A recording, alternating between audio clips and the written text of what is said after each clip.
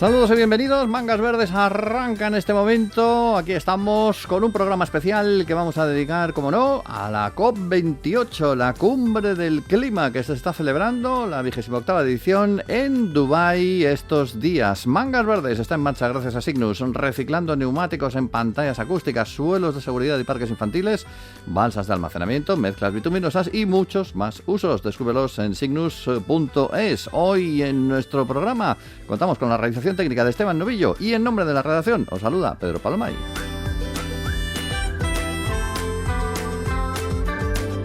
Una cita importante, la cita anual, la cita del clima, la cita donde se reúne todo el mundo que tiene algo que decir, algo de lo que quejarse, algo de dentro de su cartera de propuestas y, bueno, de opinar, de hablar, de debatir, de comentar y de impulsar todas las medidas relacionadas con el medio ambiente y con la sostenibilidad. Hoy vamos a comenzar nuestro programa hablando del Grupo Español para el Crecimiento Verde. Es uno de los equipos que está presentes en esa COP28 para plantear sus análisis respecto a muchas cosas: combustibles fósiles, energías renovables, eficiencia energética, muchos asuntos pendientes, mucho trabajo, en este caso para la secretaria general técnica del grupo, Mariluz Castilla, con la que estamos ya en contacto. Saludos, Mariluz, bienvenido al programa. Hola, buenas tardes aquí en Dubái. Bueno, lo primero que queremos conocer es, de lo que ha pasado hasta ahora, de los días que lleváis de trabajo dentro de la cumbre. ¿Qué perspectivas, qué expectativas le ves? ¿Está avanzando la cosa o estamos en ese eterno impasse de negociaciones, un pasito para adelante y otro para atrás, que caracteriza a menudo a estas cumbres?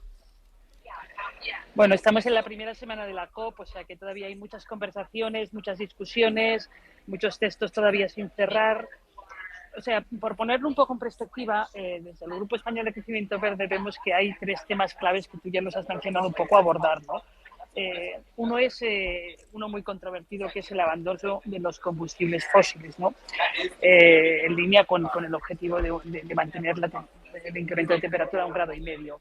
Esto está siendo muy controvertido y, lógicamente, aquí hay muchos países y hay muchos grupos, como el Grupo Español de Crecimiento Verde, que apoyamos que la forma de conseguir ese 1,5 grados es abandonar progresivamente los combustibles fósiles, pero no todo el mundo piensa igual, con lo cual aquí está habiendo mucho debate y este es un debate que en el fondo seguramente muchas partes están de acuerdo, pero en el lenguaje va a ser complicado. Yo creo que vamos a necesitar hasta el último día, esto en principio termina el día 12 de diciembre, pues hasta el último día para negociar el lenguaje, ¿no?, que vamos a utilizar en este punto. Aquí en la COP a veces las cosas se negocian en paquete, con lo cual es posible que necesitemos todos estos días que quedan para ver cómo avanza, ¿no?, la negociación, pero eso es un tema clave, ¿no? Si queremos llegar realmente a este 1,5 grados, hay que acelerar la transición energética y eso pasa por abandonar los combustibles fósiles, ¿no? Estamos en el país que estamos y, como digo, el lenguaje ahí no será fácil. Luego hay dos objetivos más que se están discutiendo mucho en la COP y yo creo que hay muchísimo más consenso, es en triplicar la potencia instalada de renovables a 2030. O sea, tenemos 7 años para triplicar la potencia instalada. Esto dicho así, se puede hacer, lógicamente se puede hacer, pero eso quiere decir pasar las inversiones que estamos dedicando ahora, pasarlas a activos limpios, activos de energía limpia, que además son activos en energía solar, en energía eólica, en energía fotovoltaica, en hidrógeno, en electrolineras. Son activos que necesitan mucho capital, aunque luego tienen costes de operación muy bajos. Pero entonces necesitamos este acuerdo para que las inversiones que se están haciendo, incluso las que se están haciendo para combustibles fósiles, se desvíen hacia energías limpias, ¿no? Este es otro tema de debate. Y luego, lógicamente, otro de los objetivos que también ha propuesto la presidencia de la COP es duplicar las mejoras en eficiencia energética. Y eso es la mejor energía, es no consumirla. Y ahí, también, está sobre la mesa. Y para nosotros estos son los tres temas, luego hay muchísimos más, ¿no? Pero los tres temas claves que marcarán un poco el futuro de esta revisión global que se está haciendo. Esta COP es muy importante porque es el momento de revisar cómo estamos respecto al Acuerdo de París. El Acuerdo de París fue un gran acuerdo en ponernos todos los países de acuerdo y este es el primer, dijéramos, stop para decir cómo vamos respecto a aquel acuerdo, ¿no? Entonces está revisando todos los objetivos, los compromisos de los países, cómo hemos ido funcionando. Entonces es importante pues dar un mensaje potente para los próximos pasos que hay que dar. En el caso del Grupo Español para el Crecimiento Verde está representando, agrupando a más de medio centenar de grandes empresas y pymes, todas ellas con la sostenibilidad como bandera.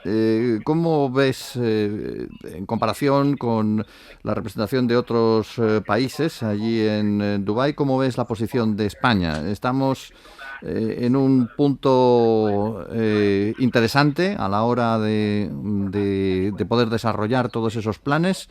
Nos falta, en comparación con otros países o con otras potencias, ¿cuál es la posición española ahora mismo? Sí, bueno, la posición española, estamos en plena presidencia europea, con lo cual es la posición europea. Y europea es de las geografías que apuestan con mayor ambición con los planes que ya tiene, pues con un net zero a 2050, con objetivos a 2030, posiblemente a 2040. O sea, Europa es de las regiones, dijéramos, más ambiciosas, porque desde Europa, y nosotros estamos totalmente de acuerdo como Grupo Español de Crecimiento Verde, vemos esta transición ecológica totalmente necesaria, pero además como una oportunidad para la economía europea y también para la economía española. O sea, el poder que España es una gran potencia en energías renovables, ya lo es ahora, con lo cual el poder utilizar pues esa capacidad para reindustrializar el país, crear puestos de trabajo. Se está hablando de que el impacto en el empleo de esta transición puede ser 14 millones de puestos de trabajo, ¿no? Es verdad que algunos a lo mejor habrá que reconvertirlos y que habrá que construir nuevas capacidades, pero es una oportunidad enorme para la economía española y para la economía europea. Entonces, partiendo de esta idea, Europa pues va a impulsar la mayor ambición en un contexto que es de negociación y que, como decía, pues a veces se aprueba el paquete entero, ¿no? Pero vamos, Europa, y como digo, en este caso con España a la cabeza, porque ostenta la presidencia, pues está apostando por la mayor ambición y por atraer las inversiones necesarias para hacerlas posibles. Un tema que en todas las COPs y en esta sobre todo se habla es financiación. Los trillones, no trillones americanos, los billones que se necesitan para hacer esta transición no pueden proceder solo del sector público.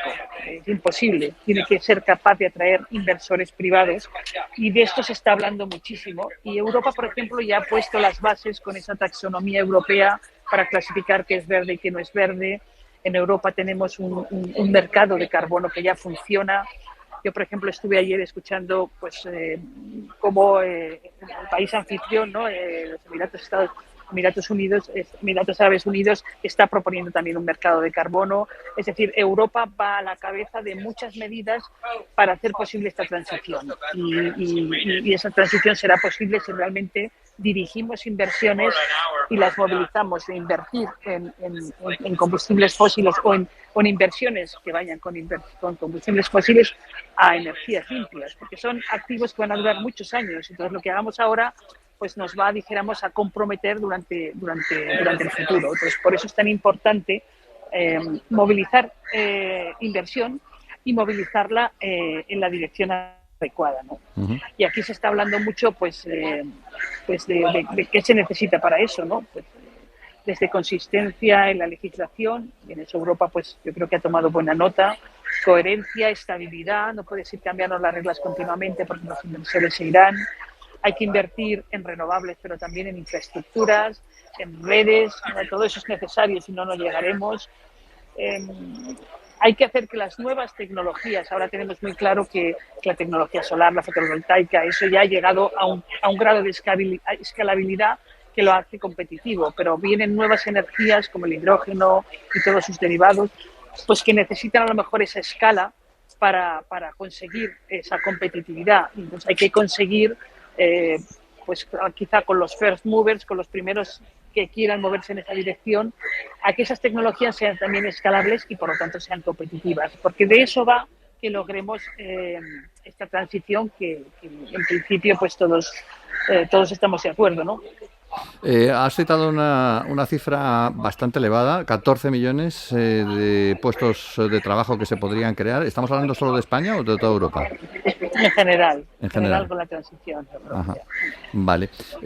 Bueno, tal y como están las cosas, claro, una de las mayores críticas que se ha hecho a esta cumbre es precisamente que se esté celebrando allí en Dubái, país petrolero, y no ha quedado muy claro, por lo menos por las noticias que han llegado hasta el momento, hasta aquí, de cuáles son realmente las ganas de los países petroleros de dejar de vender petróleo y dejar de vender gas. Antes bien se han publicado algunas informaciones en las que se hablaba de que la misma COP podía servir también para algún tipo de reuniones para impulsar este tipo de negocios. ¿Qué impresión has sacado con los contactos que habéis tenido con las autoridades locales en este respecto? Bueno, como digo, las discusiones están sobre la marcha y queda todavía una semana y queda mucho por discutir. Un tema bueno que ha habido en esta COP para muchos países era muy importante el tema de pérdidas y daños. Es un tema que los países más vulnerables llevan reclamando durante muchos años y los países desarrollados realmente tampoco han ido muy rápido en ese factor de financiación, ¿no? Se comprometieron 100 billones anuales y vamos con retraso. Entonces fue muy buen golpe de efecto que el primer día de la COP se anunciara la creación de un fondo de pérdidas y daños para ayudar a esos países. Es un fondo que empezó poniéndolo encima de la mesa Emiratos Árabes Unidos, o sea que fue un buen ejemplo y que está arrastrando a muchos otros. Y es un fondo en el que pueden participar los países, ya digo, el primero fue pues, el país anfitrión, pero al que se están uniendo pues desde otros países, desde luego, España por supuesto, y también otro tipo de fuentes de financiación. Entonces, eso ha sido una cosa positiva para que ese tema no bloqueara otras negociaciones que son importantes, como por ejemplo el tema de mitigación. Entonces, por ejemplo, eso ha sido un buen paso que ha dado la presidencia de la COP, pues en decir, este es un tema importante, es un tema sensible para muchos países, vamos a dar un primer paso y a partir de ahí seguiremos avanzando. Entonces, es verdad que hay mucha controversia, estamos en un país donde pues, son productores de petróleo, pero también es verdad que han reconocido que la transición pasa por eliminar estos combustibles fósiles y habrá que ver, la discusión ahí está en cuáles son las palabras que utilicemos, ¿no?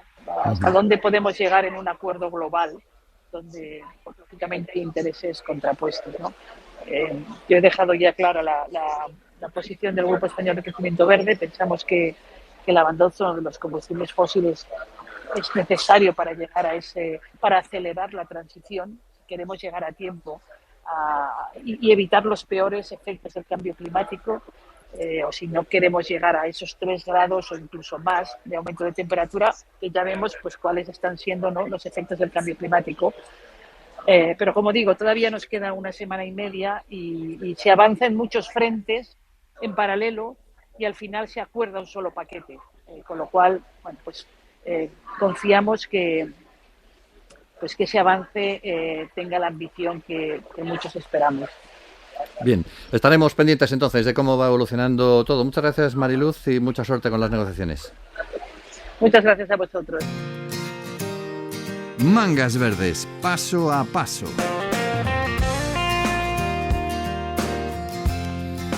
Pues seguimos analizando la COP, seguimos con la COP28 y ahora nos toca hablar de una presentación, la de una plataforma que se llama Blue Mediterranean Partnership, la BMP, apoyada por distintas organizaciones y que busca ayudar a que no terminemos de destrozar el mar Mediterráneo, que la verdad es uno de los peores tratados, por lo menos en Europa en estos últimos tiempos. Vamos a saber quiénes y cómo impulsan y plantean salvar este mar, gracias a Andrea Tinagli de la Unión por el Mediterráneo, que nos va a comentar en qué consiste esta plataforma precisamente. Andrea, saludos.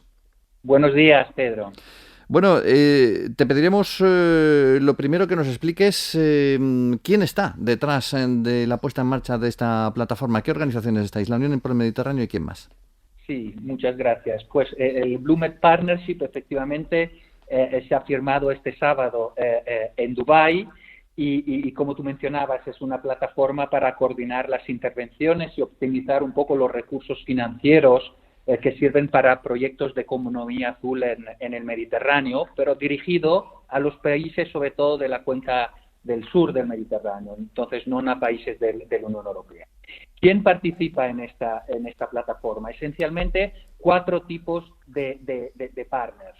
En primer lugar, las entidades que quieren financiar los proyectos, que son esencialmente instituciones financieras multilaterales, bancos públicos como el Banco Europeo de Inversiones, el BERD, el Banco Europeo de Reconstrucción y Desarrollo, o la Agencia Francesa para el Desarrollo, la Agencia Alemana, el Banco Alemán, KfW, y el Banco Italiano, Cassa Depositi e Prestiti. Pero también hay los países que tienen que proponer los proyectos que se quieren realizar, o sea, dónde están basados los proyectos de economía azul, y en esta fase inicial serán Egipto, Marruecos y Jordania. Entonces, Jordania significa proyectos esencialmente en el Mar Rojo por su influencia que tienen también su estabilidad del mar Mediterráneo, pero estamos abiertos a todos los países de la cuenca del Mediterráneo no pertenecientes a la Unión Europea. En tercer lugar, hay los países y aquellas organizaciones internacionales que quieren ayudar al desarrollo de la política azul con donaciones, con contribuciones a fondos perdidos para facilitar la preparación técnica de los proyectos y las mitigaciones de su riesgo. Y finalmente hay organizaciones administrativas multilaterales. Y en esta plataforma, entonces, encajan perfectamente tanto la Comisión Europea, con su rol de policy maker, a través de la Dirección General Mare, y de financiador, a través de la Dirección General NIR, y finalmente la Unión para el Mediterráneo, donde yo participo como representante del Banco Europeo de Inversión, con su rol tanto de facilitador del diálogo político y del diálogo regulatorio. Este proyecto, como bien explicabas, tiene mucho de economía, pero también en el fondo también de protección de la biodiversidad, entiendo. Totalmente. Los proyectos que se quieren financiar y lo que llamamos economía azul abarca un gran número de sectores y de tipos de proyectos, incluyendo la protección de la biodiversidad. Los sectores podríamos definirlos como todos aquellos relativos a las actividades marinas, la pesca, la acuacultura, energías renovables marinas, implantación de desalinización o transporte marítimo, pero también todas las actividades relacionadas con el mar, los procesamientos de productos del mar, o sea, lo que llamamos el agri-food, biotecnología, reparación naval, o si no, también actividades destinadas a reducir el impacto de las actividades terrestres en el medio marino, o sea, la gestión de residuos sólidos, acuaresiduales, y finalmente también las actividades encaminadas a proteger la costa de los efectos de las inundaciones, o sea, proyectos de protección costeras o gestión de aguas pluviales. Como ves, un gran abanico de sectores, incluyendo la biodiversidad y todo lo que permite el equilibrio de nuestro Mediterráneo. Una de las críticas que se ha hecho tradicionalmente a la COP precisamente es como que había olvidado los mares, los océanos, la importancia de la economía azul. Yo creo que el año pasado esto se empezó a encarrilar y la puesta en marcha de la BMP es una muestra de que ya se está tomando un poco más en serio, ¿no?, el futuro del mar y del océano.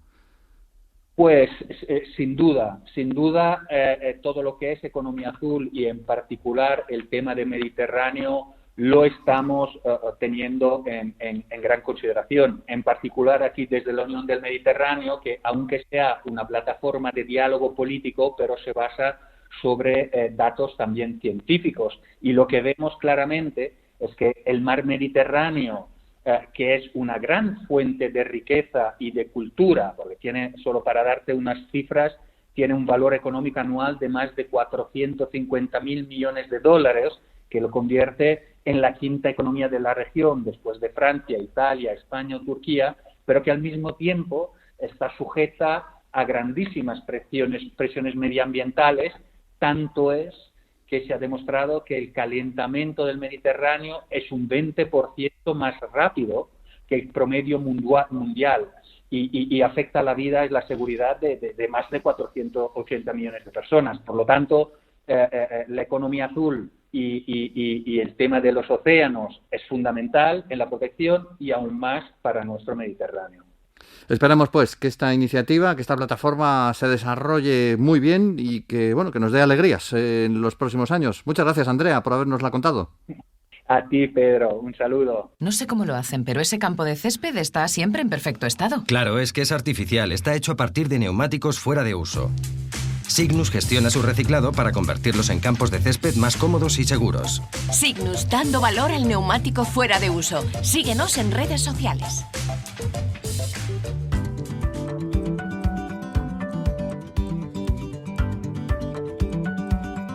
Mangas Verdes, no te detengas.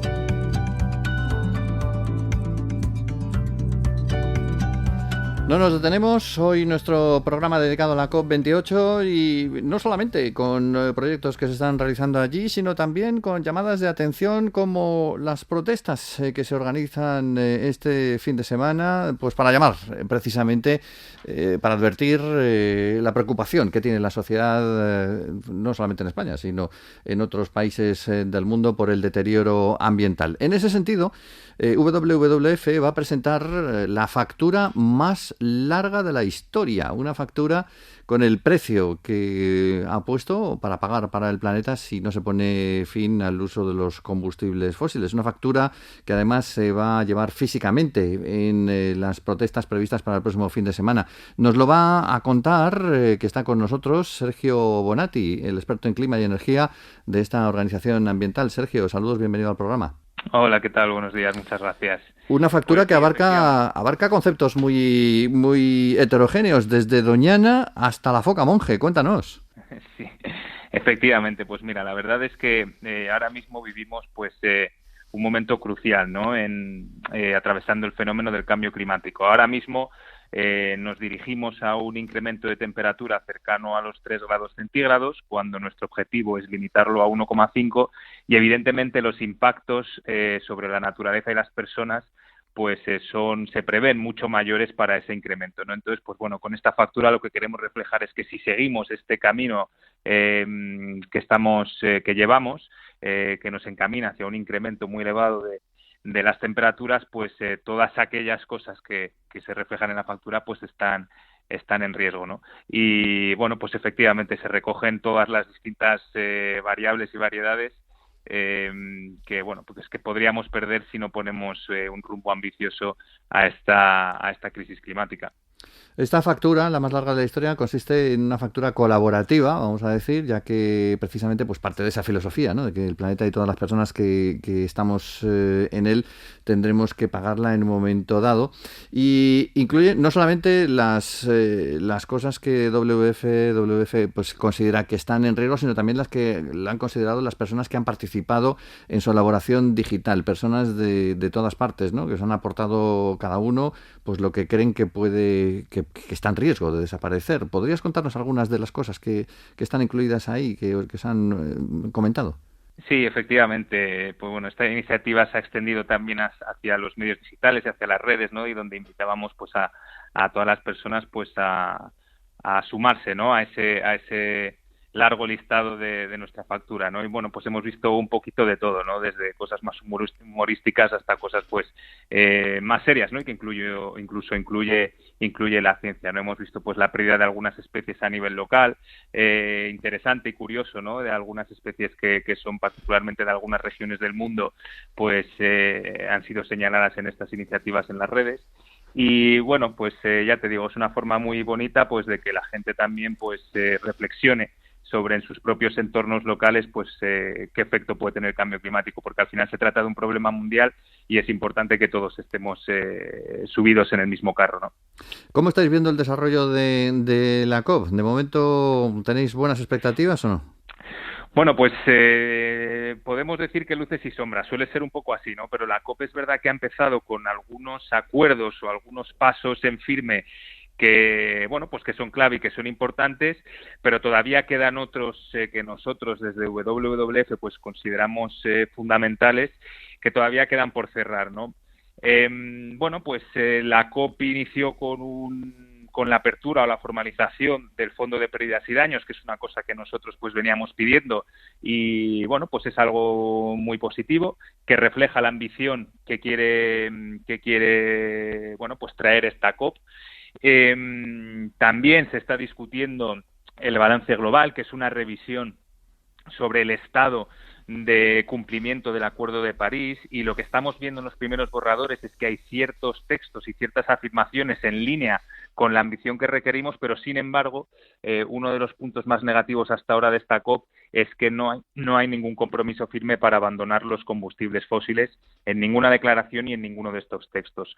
Con lo cual, todos los esfuerzos y los compromisos y los acuerdos a los que se está llegando, que algunos de ellos, como digo, son positivos, se ven un poco ensombrecidos por esta falta de ambición en el abandono de combustibles fósiles. Al final, si queremos limitar el incremento en temperaturas a 1,5, debe llegar este compromiso sobre combustibles fósiles. ¿Sois optimista sobre que llegue realmente? Bueno, pues va a estar complicado porque las posiciones de las distintas partes de los distintos países están muy divididas. Hay un grupo de países muy ambiciosos que, pues bueno, en los textos y en los acuerdos finales quiere efectivamente acordar un abandono firme, progresivo y justo también de los combustibles fósiles, mientras hay otro bloque de países que apuesta por una reducción un poquito más conservadora, ¿no? Y prefiere no hablar de abandono, sino pues bueno, de ver las formas o las maneras de incluir estos combustibles fósiles mientras se van reduciendo progresivamente. Entonces, ya te digo, como es un proceso de consensos, pues si ahora mismo las posiciones están bastante divididas, va a ser complicado que se pueda llegar a un acuerdo. Pero bueno, veremos, todavía quedan muchos días, hay muchas negociaciones y veremos hacia dónde se tuerce la balanza. Tenéis presencia directa allí, ¿verdad?, de la organización.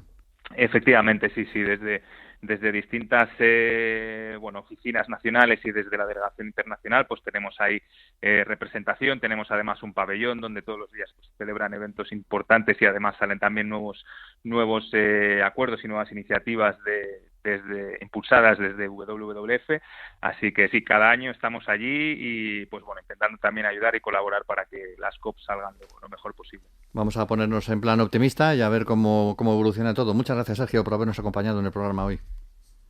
Eso es, muchas gracias a vosotros también. Un saludo.